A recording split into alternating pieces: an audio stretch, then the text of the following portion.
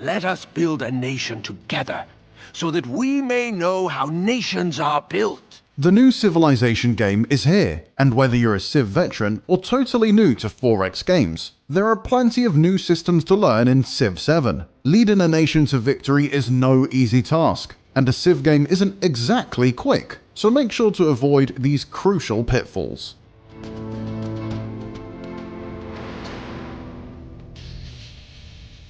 At the very start of the game, once you've got your first settlement, you'll want to start exploring the area and discover any nearby wonders and map features like discovery tiles. To help you find these tiles, scouts have a new ability that temporarily grants them extra vision and reveals any discovery tiles at double the distance. Niche Amina, Saronia Amina, Kumame Wache Kume.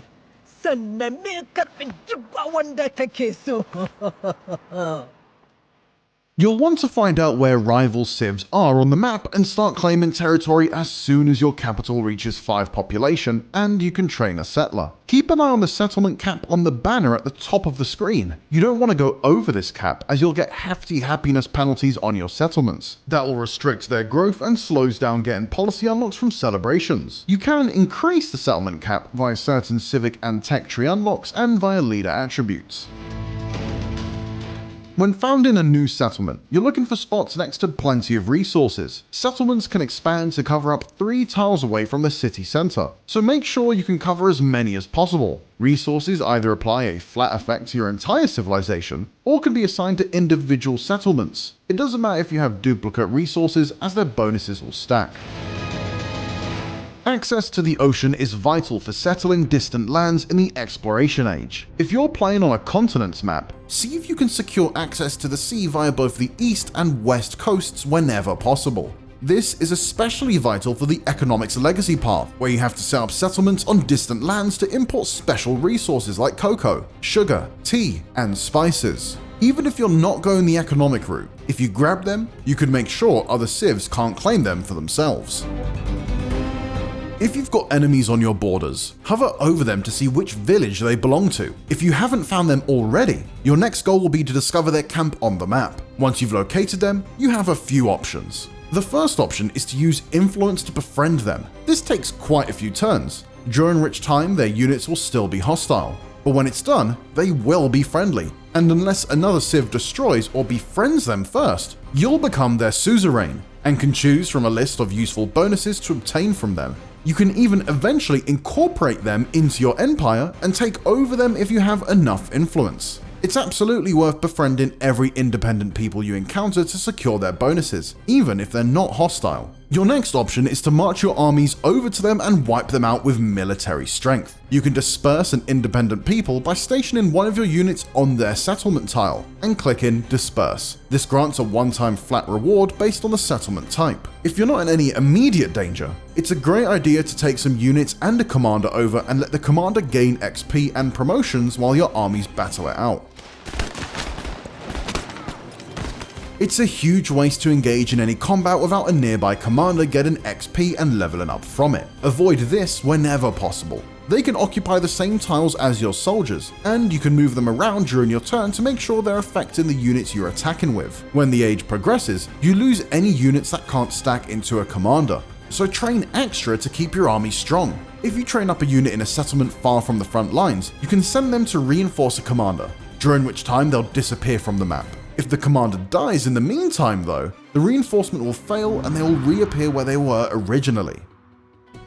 When you're fighting, don't miss the additional options you get by expanding the unit's action bar by clicking the arrow on the left hand side. This is where you can upgrade and heal your units. One particularly painful mistake is easy to make while you're fighting. Land units have a severe strength penalty while they're embarked, making them really weak to enemy attacks. This has always been the case in Civ games.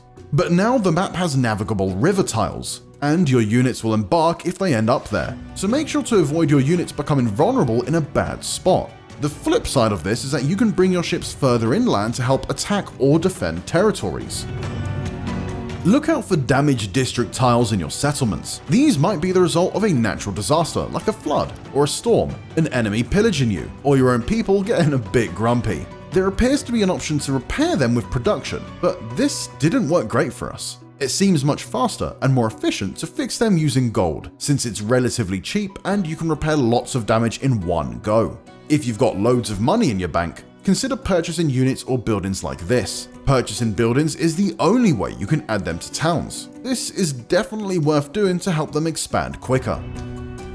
It's important to pay attention to where you're placing your buildings, especially if your Civ has a unique district type that is formed by placing two unique buildings in the same district. If you build one in the wrong spot, there's nothing you can do. And unless you've already unlocked the civics that let you construct both buildings, you won't even get a warning if you're about to lock yourself out.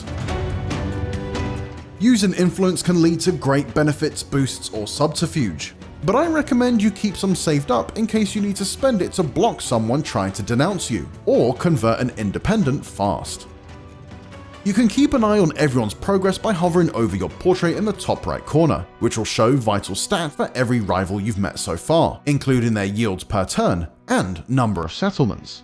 You need to build a merchant to set up a trade route, and send them over to a settlement in range before you can set up a trade. You can have one trade route to each civilization by default, and spend influence to add more. Ideally, you should try and have a trade route with every friendly settlement in range.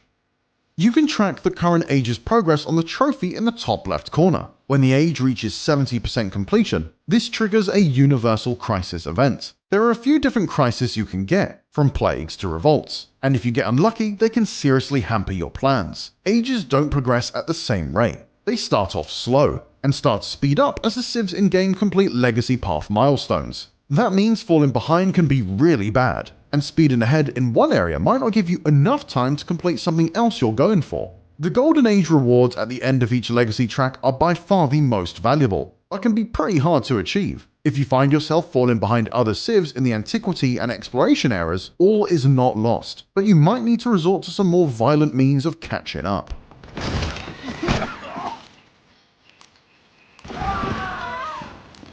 Even if you're not going for a military legacy path, you might sometimes want to start trouble with rival nations. Pay attention to your relationships and try to avoid fighting everyone at once. But if you notice a powerful enemy starting to get ahead of the pack, consider taking a well-placed city for yourself, or even eliminating them from the game if you're strong enough. One less rival to compete with.